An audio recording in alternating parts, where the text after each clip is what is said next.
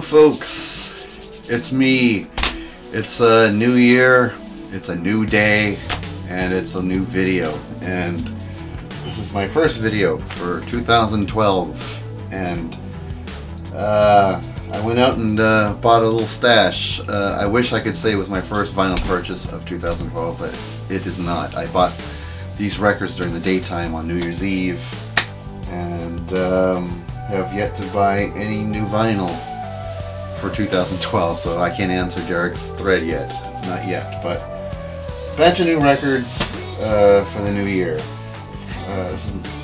To listen in the new year, let's put it that way. And we're going to start with this one, and it's taken me a while to get this album, but I'm glad I got it. It's washed out within and without.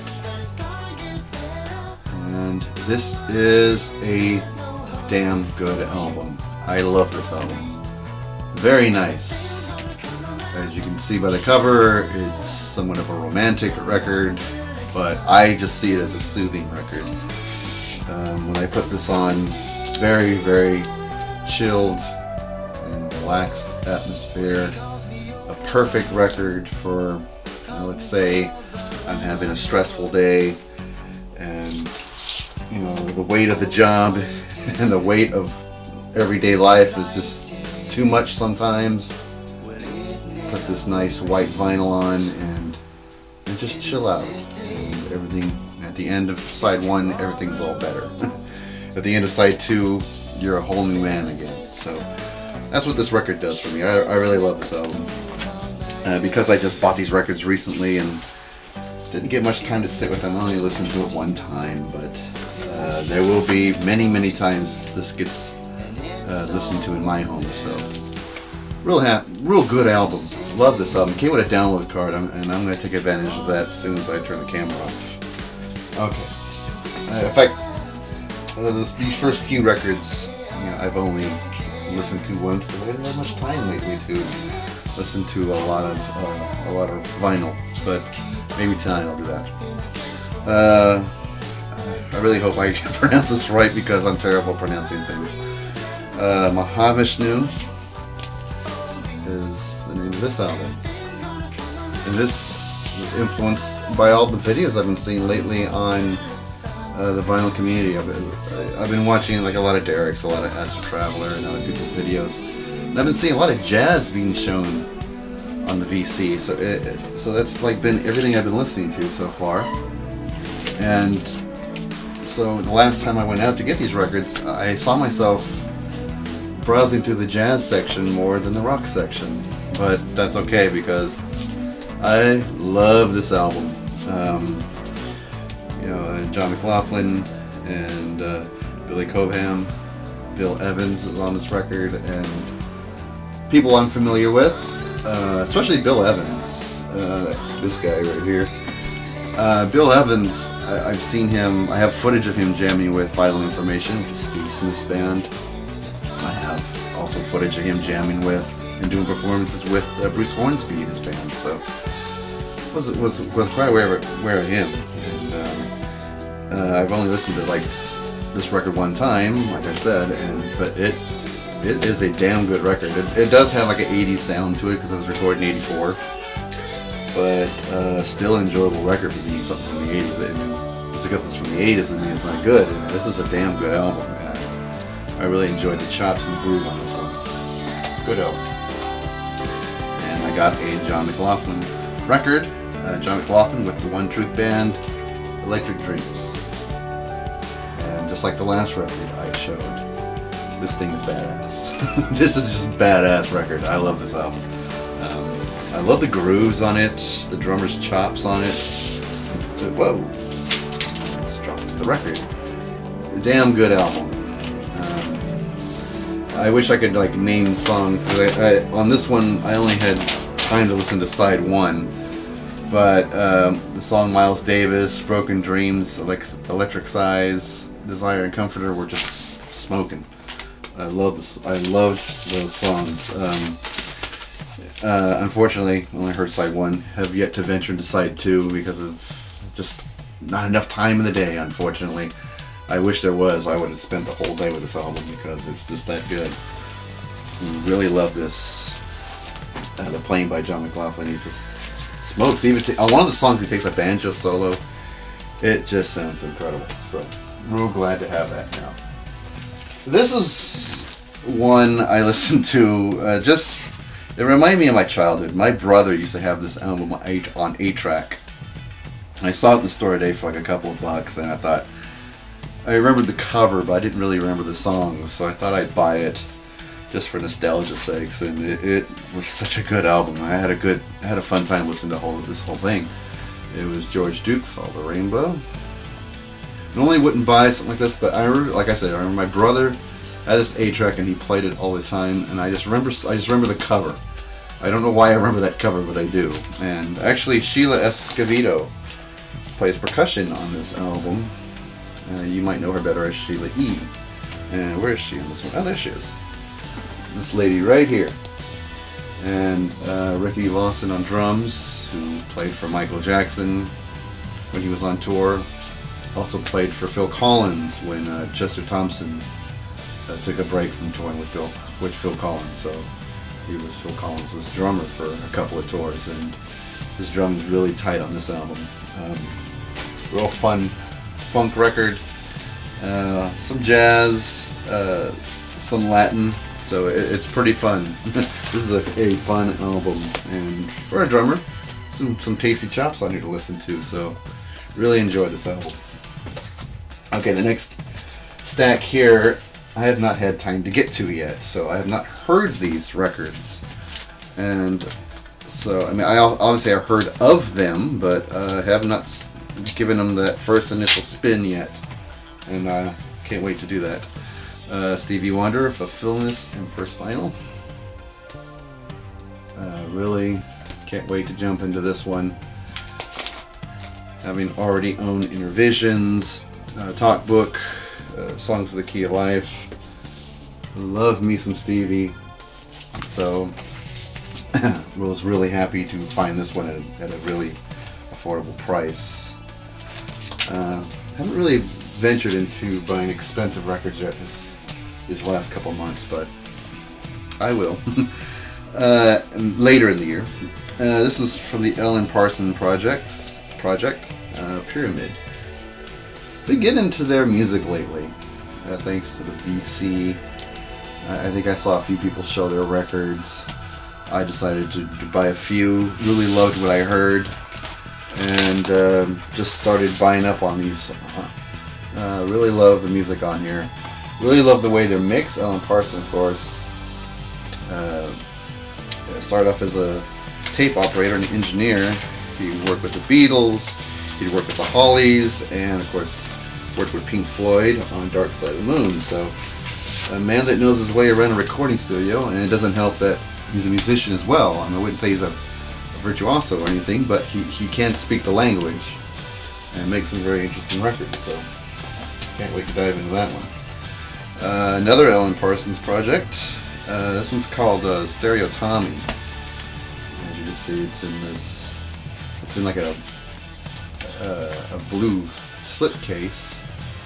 There is how it looks when it's inside the case. You can see the lettering here. But once I take it out of this blue slipcase, and you gotta bear with me, folks. It's a bitch to get this thing out of there. But now the front of the record looks like this, and you know the blue kind of cuts up all the red image, so you can see what the picture's supposed to be like. And there we go. Real interesting. Right here, the slipcase. Say blue slipcase. Pretty cool. And I don't know who brought this into the used record shop. I had to drive to Sacramento since my store closed. But inside the album, from the record label, is a typed copy of the biography of the band, which I thought was really cool. And this is how old this was. Someone actually had to get on a typewriter and type all this shit out. But interesting reading. It came with a glossy picture of the Ellen Parsons Project. I thought there was some really nice extras to go along with the album. So really cool. A real cool thing to have. That's what I like about, you know, crate digging and being patient, every now and then you come across something with a lot of cool little extras in it, and it just makes the buying experience all that more fun. So really glad I ran into this one. It came with the original slipcase and cool packaging. I can't wait to dive into that one. Another Alan Parsons. This is the best of Alan Parsons Volume 2. And I had Volume 1, and Volume 1 was actually a gatefold, and this one is not.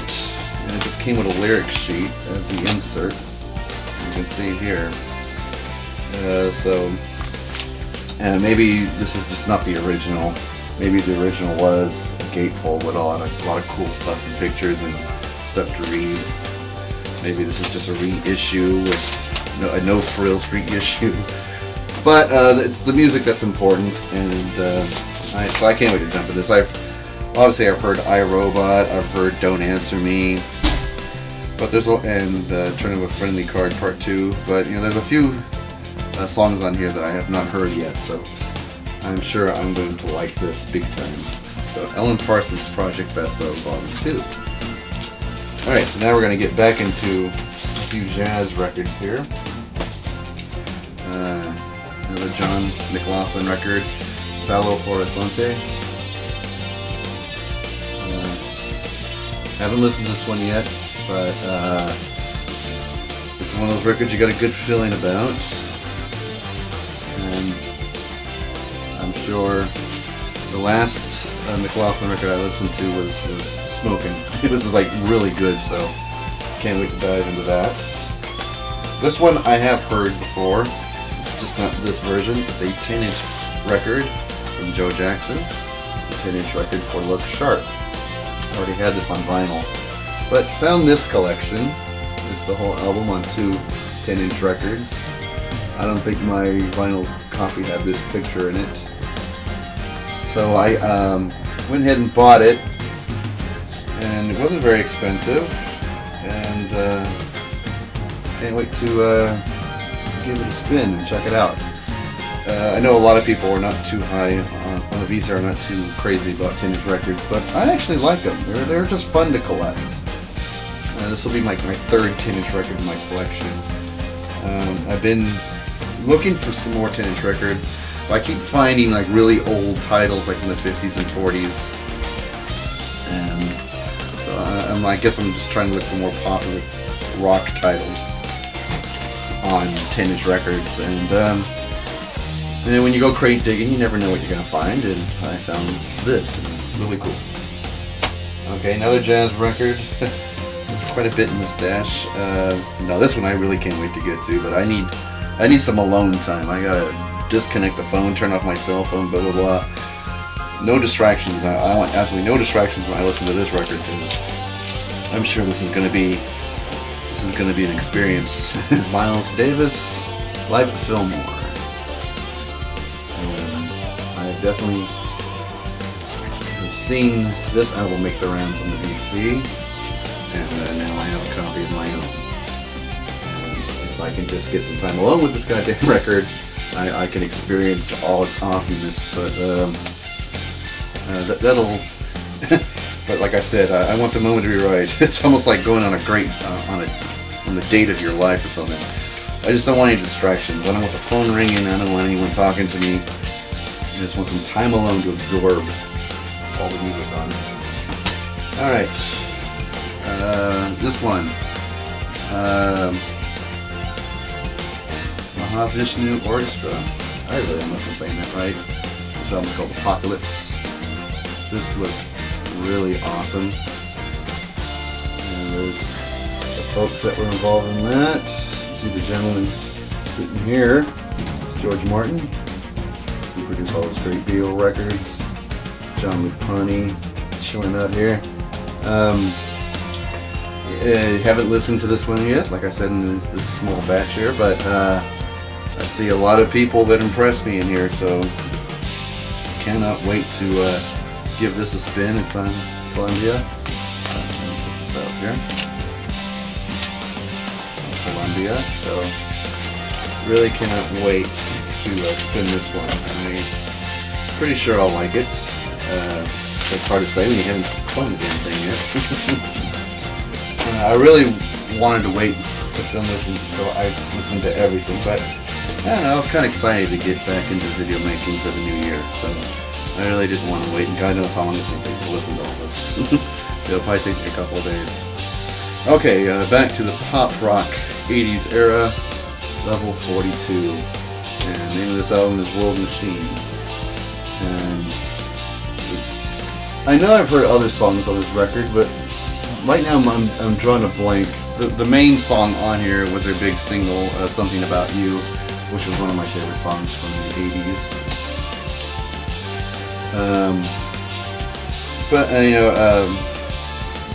I had their best of CD, and a lot of songs came from here, and so I know I'll be into it. The one thing that really amazes me is Mark King's bass playing. He's just an awesome bass player. So, happy to have that. Weather Report, Black Market. And always been a fan of Weather Report, but I'll be honest with you, I bought this because I want to hear the drumming of Chester Thompson. And this guy sitting over here. Longtime drummer for Genesis and Phil Collins. But he has drummed for Weather Report, obviously, and Frank Zappa. And I have a Zappa album where he did the drums on, which was One Size Fits All, and I love that record. And but I am familiar with the song. I do know the song Black Market. Elegant People I've heard before. Barbary Coats I've heard before. So, and all those songs I love. So this will be a welcome addition into my collection. And another one from Wes Montgomery. Let me take a seat out of here. Wes Montgomery, Full House, recorded live in Berkeley, California. And this I cannot wait to hear. And it's on the Riverside label. Take the record out if I can show you folks. And it's on the Riverside label. And I don't really have a date on this album. There's the photo there. Live recording. Get that glare out of it. See something. And the picture there. The man himself. Don't really have a date on here. It doesn't really list the date. I'm thinking 1960 because I think I saw that. No? June of 62, I believe. Yeah, June of 1962 is the date on it. I don't have an exact date, but at least I got a month and a year. And, you know, like I said, I owned one Wes Montgomery album. The reason I bought it is because I'm a big fan of Eric Johnson. Eric Johnson, in many interviews, says that Wes Montgomery is a huge influence on everything he plays and writes. And you can definitely hear a lot of Wes Montgomery and Eric Johnson's playing. So, because I'm a huge fan of Eric Johnson, naturally I'm going to be a huge fan of Wes Montgomery. I have one of his albums already, and then now this one, and I'm sure I'm going to get plenty more. Well, that's it right there for my batch of records. I wish I heard them for this to be a more informative video, but it's a new year and I couldn't wait to get started, and I didn't want to wait till I heard everything. I just wanted to jump in there. So news about myself. Last time I made a video, I said I was auditioning for a band. Unfortunately, the audition hasn't happened yet. I was supposed to have one on Thursday, and the lead singer, who is also the rhythm guitarist and writes all the music for the band, he was really sick and had to cancel on me, but he said let's reschedule for Monday, which is today. Today being the 2nd. And I was supposed to go today at 4 o'clock, but their bass player is now really sick, and he doesn't feel comfortable auditioning me without his bass player. I guess that's his right-hand man, and I think he wants the full band to be there when they audition me. So we're going to have to reschedule yet again. So fucking flaky musicians drive me crazy. But they seem like nice people, and they're pretty upfront and honest with me, and I just have to be patient, I guess. But I was like all primed and ready to go. I was listening to their songs. I was practicing my drum kit, and I was ready to go. And then they told me, no, our bass player's sick, and can we just do it some other time? And they like wouldn't stop apologizing to me, like, I'm sorry we're being so flaky, but you know, we want everyone to be there when we try you out. I'm like, all right, we'll try for another day. So I'm doing the best I can to be mature and patient, but there's only so much of that I can take. Anyway, that's the news. I wish I can come on here and say, hey, I passed the audition, I'm in the band, but auditions haven't taken place yet. Well, that's going to do it for me in the new year, folks, and see you at the next video.